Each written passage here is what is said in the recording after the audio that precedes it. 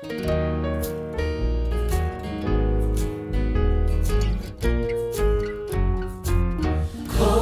mo'y lemon at may tu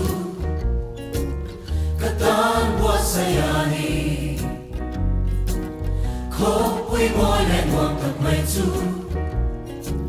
Katan buat sayani Chale lumay aom lâu Lâu natin kung ansang lâu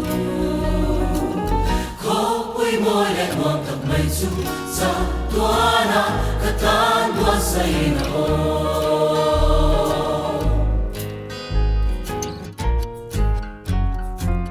Ko'y mo'y lemon at may tu Katan buat sayani Ko'y mo'y lemon at may tu Katan buat sayani Rangkanar tuy ang buwan tu Rau tuy na in ang buwan Ko'y mo'y lemon at may tu Sa tuana katan buat sayano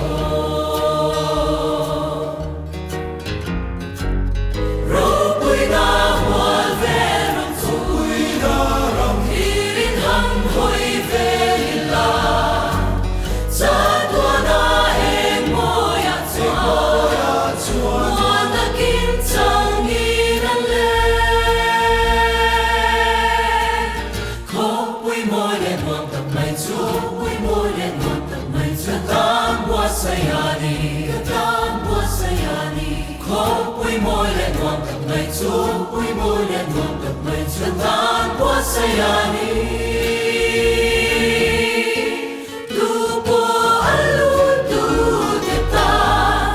Kung karhonin taome Ko'y mo'y lemon at may tu Sa tuana katan buat sayano Ko'y mo'y tawso Katanaong Ko'y mo'y tawso Katanaong Ko'y